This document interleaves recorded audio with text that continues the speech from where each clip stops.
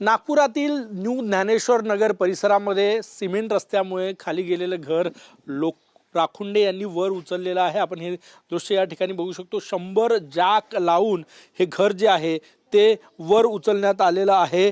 उत्तमराव राखुंडे यांचं हे घर आहे नागपुरातील न्यू ज्ञानेश्वर नगर परिसरामध्ये आणि सिमेंट रस्त्यामुळे हे घर जे आहे ते जवळपास 5 ते 6 फूट खाली गेलं होतं आणि पावसाळ्यात पाणी साचण्याचा प्रचंड मोठा त्रास होता।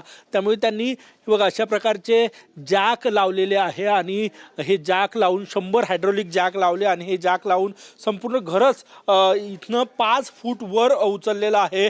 जॅक लावून घर उचलण्याचं नागपुरातलं हे पहिलं उदाहरण आहे। अनेक घरांना अशा प्रकारची समस्या आहे आणि त्यामुळे उत्तमराव राखुंडे यांनी निर्णय घेतला की दरवर्षी पावसाचं पाणी साचतं, सिमेंटचे रस्ते उंच झालेले आहे, त्यामुळे त्यांनी आपलं संपूर्ण घरच जॅक लावून वर उचललेलं आहे। घर जसंच्या तसे बघा 1500 स्क्वेअर फूट मध्ये बांधकाम केलेलं हे घर आहे आणि हे बघा वेगवेगळ्या खोल्या आहे आणि हे घर जसंच्या तसं वर उचलण्यात आलेलं आहे।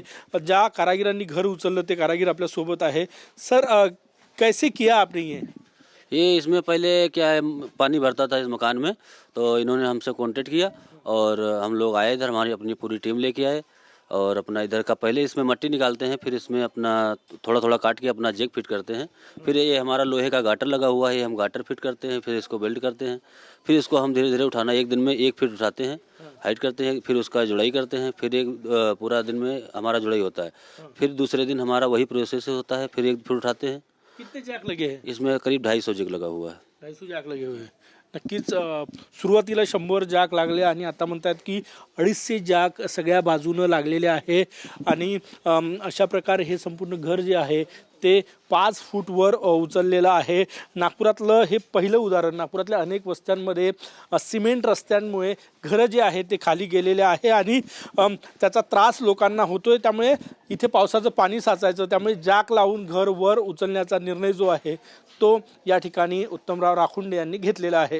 कॅमेरामॅन सचिन सयामसह गजानन उमाटे, TV9 मराठी, नागपूर।